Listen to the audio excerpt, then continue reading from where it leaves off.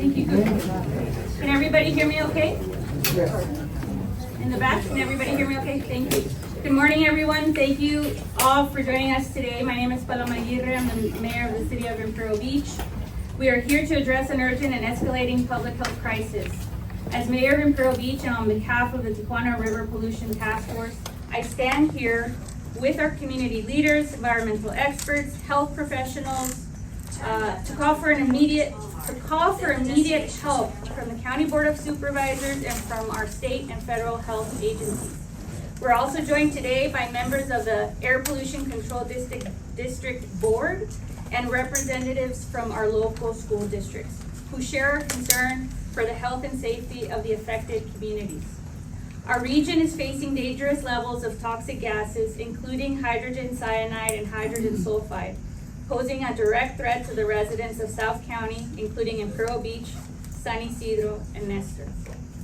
And I'll just share, the numbers will be scary, and we have to confront that. But that's the reality we're facing, and we need to address it head on. Our region is facing these dangerous levels of toxic gases, so this is not just an environmental issue, it is a serious public health emergency.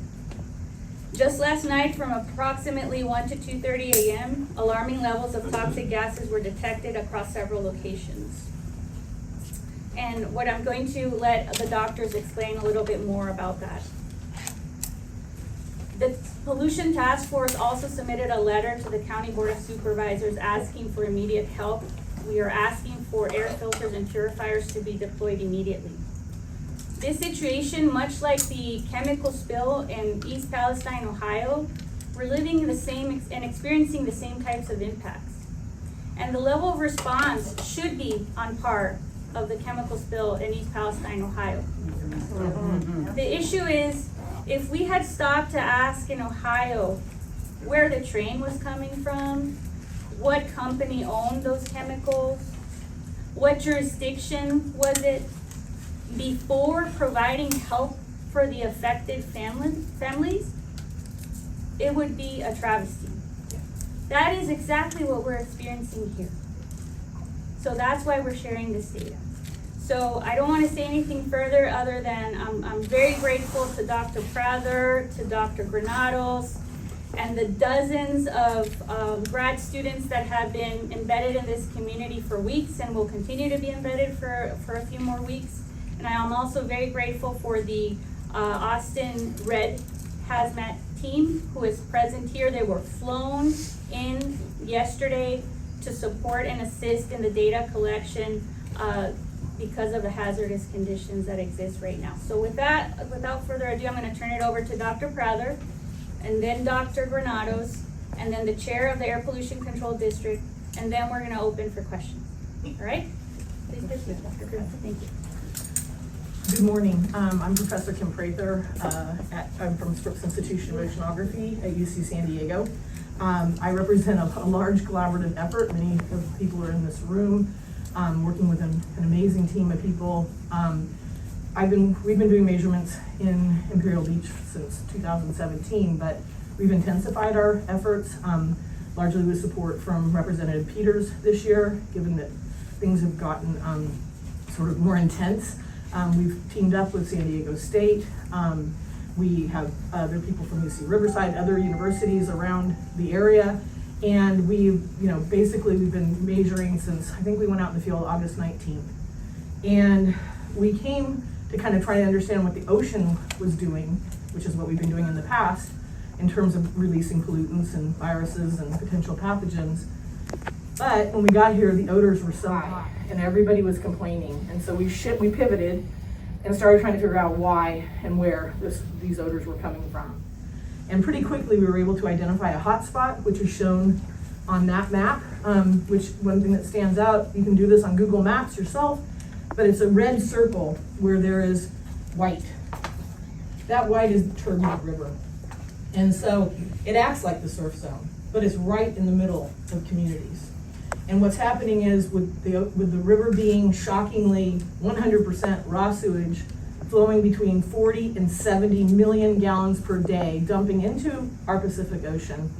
With that happening and that turbulence, that is the spot where we found so far the highest levels of gases coming out.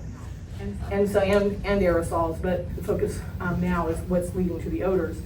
So we have a trailer now, thanks to a resident here. The residents have been amazing. We put sensors all over the city. We have an electric vehicle, University of Texas, I should mention, is out here if people want to see it later. The team is here, and the hazmat team. And so we're mapping it out now, and we will continue for another couple of weeks. We're not done. I will continue. I pulled my group back at nights because we're finding the highest spikes are at night. And that's what everybody has been saying. And so I don't think, some people say it could be scary. I don't think it's scary. I think the public is relieved to actually have validation of what they've been feeling. And so I hope that we've helped, and I hope we'll continue to help. And, as I said, the community's been incredibly receptive and helpful. And we're in this together, and we're not leaving, and we're not done. And we will continue to figure out what's going on and help you solve this problem. Thank you. All right, thank you, Dr. Prather. Thank you, Mayor Aguirre. My name is Paula Stiver-Donatos. I'm an associate professor at San Diego State University in the School of Public Health, Division Head for our Environmental Health Division, and I am grateful to be working with this amazing team and to be here today. And I just wanted to share that I want to give a little bit of news of what we found last night, building off of what Dr. Prather just mentioned and the data that she's been out here courageously with her team collecting for the last several weeks. We're not sleeping or eating, and I just really have a big shout out and thanks to her and her team for doing this and collecting this data. And whenever I learned that some of this data was a little bit alarming, such as the hydrogen sulfide levels, I said, hey, I think we need to not send our scientists out in the field, and maybe we need to get some support. Maybe we can have some drones come in and help us to grab the samples so we don't put our students and our faculty and our friends and colleagues in danger.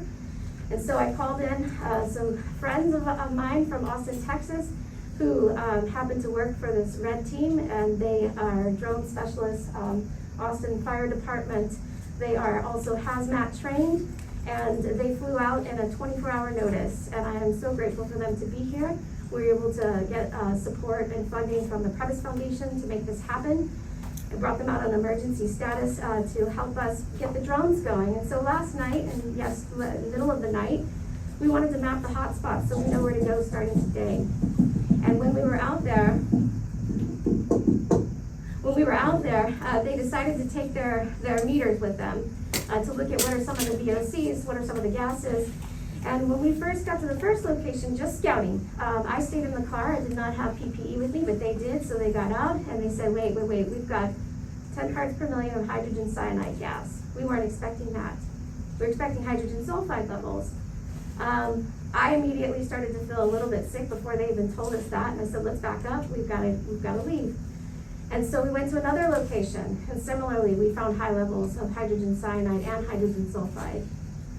And so after that, and I just wanted to mention that the 10 parts per million is the OSHA limit of what people should be exposed to in a working environment with PPE. So our team decided in the middle of the night, since we know that's when the levels are the highest, to go out to these locations that are on this map and take some more readings. And according to them, whenever they started to arrive, before they even got to the locations with the windows up in the vehicle, the alarm started sounding on their meters. Once they got there, they quickly spiked, and it's saturated, which means that the highest level the meters can go to at 50 parts per million of hydrogen cyanide, and they were in the ranges of 9 to 12 of hydrogen sulfide parts per million on all of these. And so at those levels, this is whenever you start to see dangerous health conditions. So they quickly got out of there. They drove around and they went to another location down at the Hollister. Same levels. They also found other high levels, 20 parts per million down off of Daring Mart Road. And so I want to just say that Nestor community is especially right there by Hollister. And whenever we were out there at 7 p.m. last night with the 10 parts per million, which was alarming, we happened to get footage of a couple of guys just in the neighborhood exercising and running. People are exercising in these communities, and we just wanted to state the fact that this is a very important data that we're collecting. We're scientists, and it's our job to collect this data. Dr. Prather is doing a fantastic job. But when we start to see high levels like this, this is when we start to have to act. And so 4 a.m., we sent out an email to notify everyone, hey, this is what we're seeing. We're just preliminary data. So we're hoping to get support from here on out, go out with our drones, get more data, collaborate with Hazmat and others, APCD, we're grateful to have them here, and see what more data we can find so we can help this community. So this is gonna be a busy week for us, and so thanks for being here. We're glad you're here. Thank you. Good morning, my name is Jack Hsu. I'm a city council member from the city of La Mesa. But why am I here? I also have the privilege to be the chair of the governing board for the Air Pollution Control District here in San Diego. Now, I want to back up a minute and just say, the goal of the Air Pollution Control District in San Diego is clean air for all. And that's a struggle because we know there's disparity throughout our communities, throughout our region. But right now, I'm here because there's a crisis. There's a crisis that has been brewing for a long time. And we now know that particularly in this heat, it is extremely bad. And, the smell test, we don't need anything else. There's a smell test, we know it's extremely bad. And we have more data, and I hope we get additional data to confirm the information we're hearing today, to get clarification. There are also a lot of other players, the federal government, the county, the state, they're all playing on this, and I think they're trying to do their best. But this is somewhat of a new type of thing. We know how to deal with smog. When there's smog, and we know it reaches a certain level, the air pollution control districts in California, from Los Angeles to here, they give out warnings and they give out advisory. Don't go out and play. Right. If you're a senior, you shouldn't be walking around. Right. Okay. This is a new kind of situation here with new kind of pollutants that, as far as we know, and I'm not a scientist, I'm not a physician, but many physicians and experts in this area have said this is not good for your lungs. So that's why the Air Pollution Control District issued a statement late yesterday, and let me just read it to you. The San Diego County Air Pollution Control District inspectors have been documenting strong odors impacting South Bay communities. The current extreme heat is exacerbating ongoing odor issues in the Tijuana River Valley and surrounding communities. Compounds associated with these odors may cause adverse health effects. Residents near the affected areas who notice strong odors are advised to limit outdoor activity, physical activity, whenever possible. Remain indoors, especially if you have respiratory or heart conditions, are elderly, or have young children in your household. We'll continue to assess the situation and we'll continue to keep the public notified. It's important that we don't cause any kind of panic or any kind of crazy situation. This has been a situation that's been going on for a while. But we have to do the responsible thing. We have to caution the community that this air pollutants is more than just an odor issue. It can potentially cause harmful health impacts. There's plenty of science on that. So I think that's the important message we want to give to the communities. I know there's a lot of elected officials at the federal, state, county level working on this. And I trust them to be doing their part, to do their best to try to resolve this issue. In the meantime, the Air Pollution Control District, together with the federal government and by the urging of county elected officials and others, are getting air filters as soon as we can into these communities. We're not even sure if the air filters we have all the capabilities that they need. We need more expertise on that as well, but we need help. I think help is on its way. We're going to probably need more help. We're not going to solve the issue of the sewage right away. The Air Pollution Control District, by the way, has already issued notice of violations to those who operate the sewage facilities. One of the first local agencies to do that. I hope we go forward. I know this problem is not going to be resolved right away, but this week and last week, when the heat was so high, we know the danger level was much higher, and now we have potentially more information on that, and we'll get more information collaborated with the Air Pollution Control District monitors and the County Health Department. So we're going to be all working on this together, and we all should be approaching that together to resolve this problem. Thank you. Thank you. Thank you, Chair Shu. We're very grateful for your work and your leadership with APCD for issuing those notices of violation, for really being as proactive as they can. To your point, a state of emergency under the Stafford Act by definition states that when a local emergency has exceeded the capability of local and regional agencies is when it needs to be declared to ask for state and federal assistance. This is clearly that situation, which is why we are calling on our state governor, Governor Gavin Newsom, and President Biden to declare a public health emergency related to this. We need immediate mitigating actions.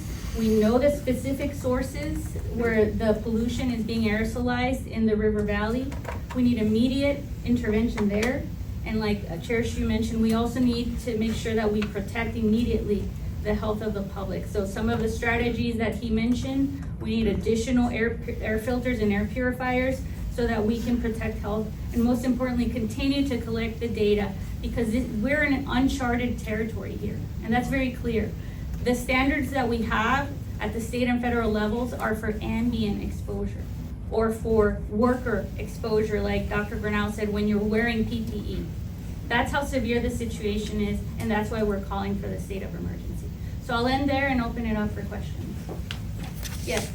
Mayor, this is Brett Davis of Blue Lapis Media.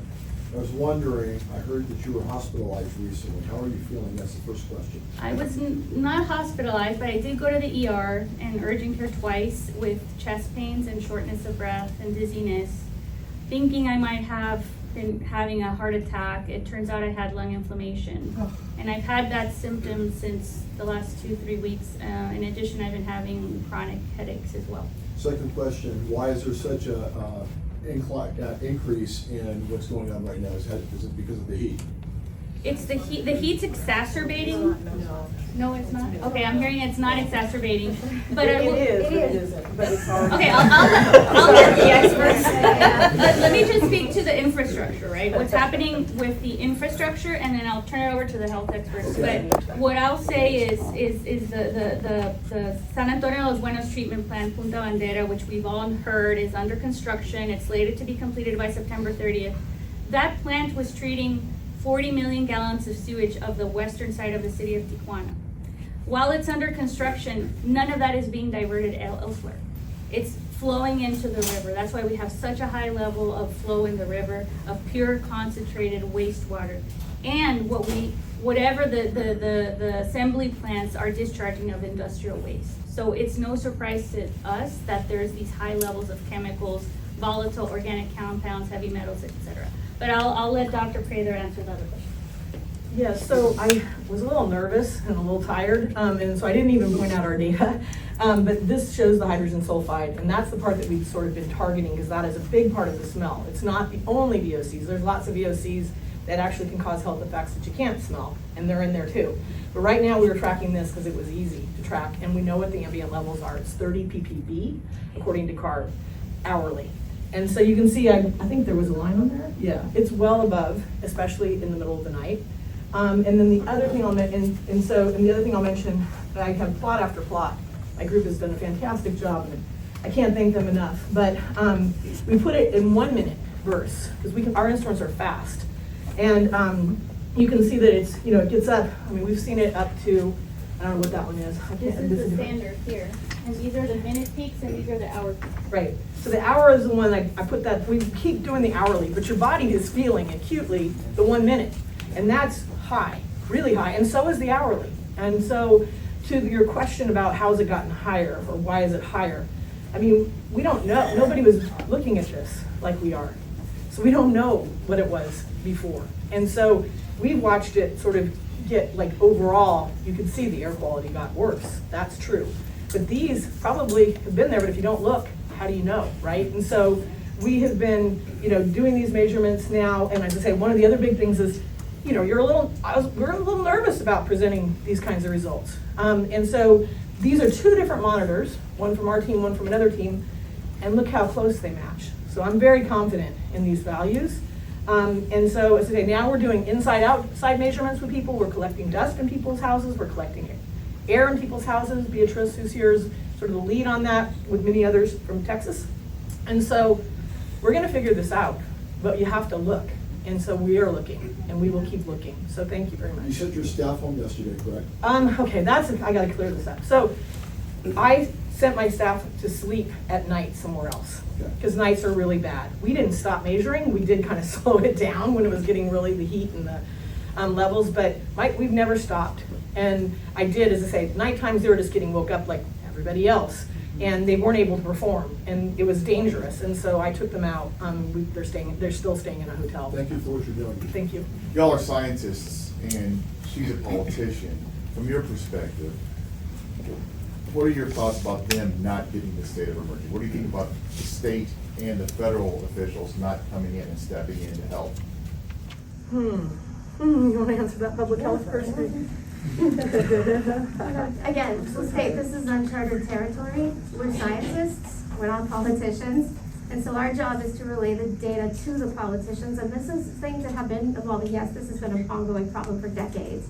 It has been worsening lately, as we've seen over the last couple of years and now over the last couple of months. And so, you know, it's an evolving process. We're collecting the data as fast as we can. And this is today when we're saying we need help even with that. We can collect, but when you start to enter into, you know, a crisis incidents, you need to be able to have more support on the ground. So we're just gonna keep collecting the data to give to the politicians and trust that they'll make the right decisions. You guys are scientists, but we're all journalists. Can you, and I didn't do so well in high school chem, can you explain what hydrogen sulfide is, where it comes from, and why is it worse at night? Yeah, okay. So hydrogen sulfide is something that is commonly produced from wastewater. It's just a degradation process by the microbes. And so, you know, sort of this plot is just showing time of day, and it's hard for you to see it here. I guess I marked it. So 12 a.m. is right where we see this massive spike. And then it goes till about 6. And it does this night after night. And I'm not telling anybody anything they didn't know, right? But why? Because, okay, thank you. Oh, I forgot to say that. I'm tired. I didn't sleep last night. The reason, thank you, so is what we think is happening. And again, we have only identified this one hot spot. And we're going to keep our eyes open and make sure that there's not more. This one is just so obvious with the bubbles, and I love bubbles. I study bubbles. That's like my thing. So when we saw this, we sort of saw it from space, we're like, oh. So to your point, why does it get higher at night? Because at this site where we're at, we're right on Leon. We're up in here with our trailer. That is like the highest. That's these concentrations. What happens is it basically when it gets dark, what's called the boundary layer comes down. So that means during the day it's all mixed to really high altitudes. So it's diluted. And then at night that comes and it traps, and hydrogen sulfide is heavier than air. Traps everything down on the ground where people are. It's the cold that is pushing it down? Or what? It's a high pressure system that just pushes it right down. And so then, you know, sun comes up, the lid pops off, and we're good to go. Again, at least for these gases. We're looking at all gases. So that's hydrogen sulfide. Okay, so the interesting thing when we figured out at 3:30 this morning, I think it's right, and this is just a speculation, hypothesis at this point. Why hydrogen cyanide? We don't find that. That was a total shock to everybody, to all of us. And the best explanation we have right now, preliminary, is that it turns out there's this way that there's a method a non-toxic method to remove cyanide salts from water. And guess what it is? Bubbling air. You can remove it with 100%, convert it to HCN. So it's now your water is not toxic. But what about your air? And so this is a common problem in sort of people looking at environmental impacts. They're either looking at the water or the air. Now they've moved it from the water, so it's no longer a problem in the water, but it goes to the air. So that waterfall is where the bubbles are, and this hydrogen cyanide is being released. One of the other statements they make is it's non-toxic to do this, and it's a great method, but do it where people don't live. So that's the problem. Does that answer your question? Yeah. Do you want to add about? And going back to the heat question, I wanted to emphasize, and I think that this is what Mayor Aguirre was thinking of, is that during this heat wave that we were having, people tend to want to open their windows and put fans in their windows to bring in the fresh air. And without them being able to do that, and especially if they don't have air conditioning, they're closing themselves up in their homes where it's hot and these gases are building up. We heard anecdotal reports of smoke detectors going off when there was no smoke. We're not exactly sure what's going on, but that was a red alarm for us. Like that's not okay.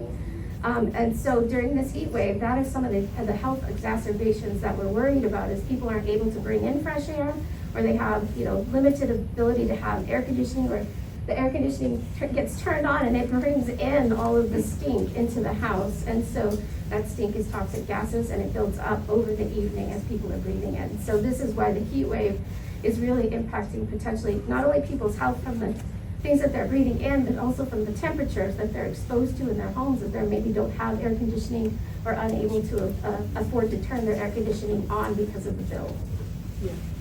My brain's a little slow, so you have to give me one. The other answer to your question, I am really slow, is winds. Winds die at night. You just get stagnant. And so what we see during the day is the winds are blowing fresh air off the ocean, which we thought was the pollution source, but right now it's not, it's the river. And so, and then I think somebody was we have to make the comment that, all these things are true, but the heat is not the reason. I mean, these were too high before the heat, as the residents of this area would tell you. And then you guys are wearing masks. Should everybody be wearing masks, or what's your recommendation there? I'm wearing a mask because COVID's still out there and I haven't caught it. Yeah. And we knew we were gonna be in a stuffy, unventilated room. So that's why I'm wearing a mask. Public health. Yeah, Does the scientific community think that there needs to be a state of emergency declared? yes, without question. Are you shocked that it hasn't? I am shocked. Yes. When should it have been declared? People started. I'm asking for the scientific, Yeah. this is where we're at now. How long ago should this have been done? Whenever people were aware that pure sewage was running through the river, would have been my first clue. So There's no other river in the How are you feeling that it hasn't from the state or federal level? I'm very sad. I mean, I'm holding it back right now. I mean, this has been emotionally, I feel it for everybody. I don't live here. I, drive down here, but my team, we all just feel like, okay, we kind of figured it out and we kind of got people aware, but it's a mixed feeling to realize it's confirming what people have been saying, and that people are living in these awful conditions, and I'm really sorry for them. I'd like to ask Kimberly and Matt Dixon, are you seeing more increase in effects at the urgent care? We've seen people with, Thank you for asking.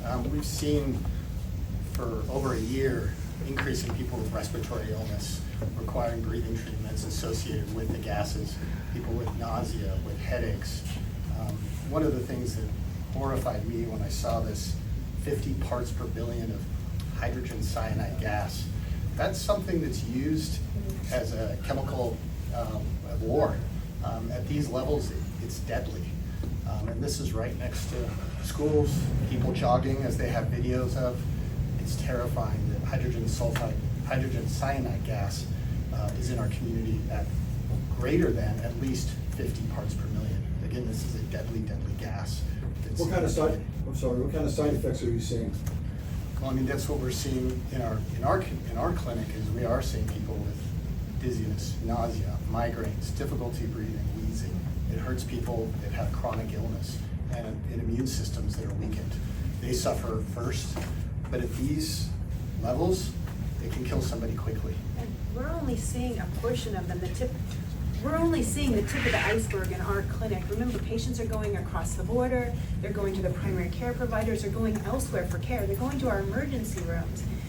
We've been alerting the health department to our concerns for over a year. We're at 13 months now that we've been speaking up because we've been seeing this.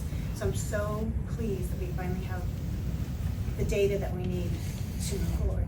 Can we get your names real quick? Dr. Kim and Matt Dixon. They're members of the pollution task force. Any long-term effects potentially from this? Great questions. I think we're in a unique situation. I think we're in a unique situation. Our community has been living this way for a long time, like Dr. Prather said. this didn't just happen overnight. This has been going on and been undetected. So, you know, it's been going on for a long time. I'm sure the health department is going to come in. Somebody is going to want to study the long-term health of our community members. That's a great question. I don't think we can answer. Do we really have time? Do we really have time? I don't have an answer, but I will say there's plenty of studies out there about chronic low-level exposures to these contaminants and these toxic gases.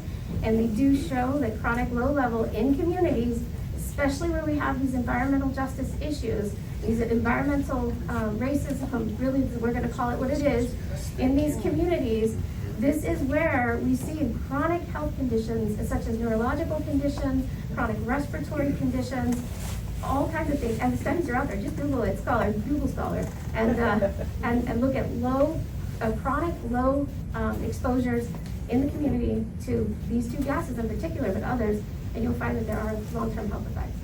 We actually have a member of the task force who's also a resident of Nestor who would like to share. Hi, good morning, everyone. My name is Ramon Chaires. I'm the Environmental Education Coordinator for UMA de Colores. We're part of the task force, as Mayor mentioned. I'm speaking right now as a longtime resident of the South Bay. I grew up right next to the River Valley in San Isidro. I went to high school here. My family is kind of scattered throughout the South Bay. My brother lives in that community, right, really close to the Hollister Bridge.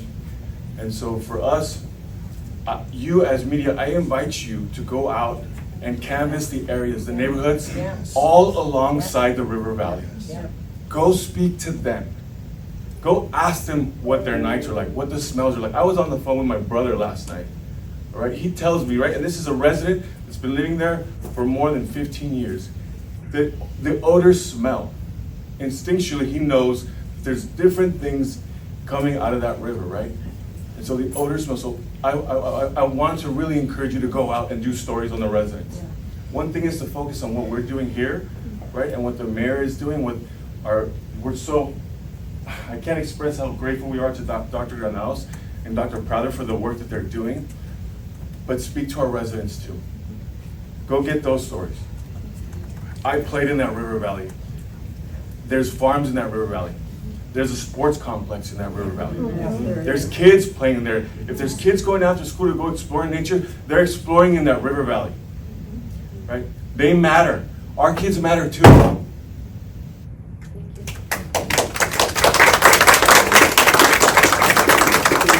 more question. As many years as this has been going on, it has to be probably one of the biggest disasters in history of the United States. Am I correct? Right. We're not hearing about that. I think so. Because we're a marginalized community. Right. There you go. We're expendable. And I'm bothered by one of the notions that we need to almost treat this community like they're lab animals and see if there's chronic effects. People in this community are not lab animals. They're people. Yeah. And they should not be treated as if, let's see what happens if they have chronic illness.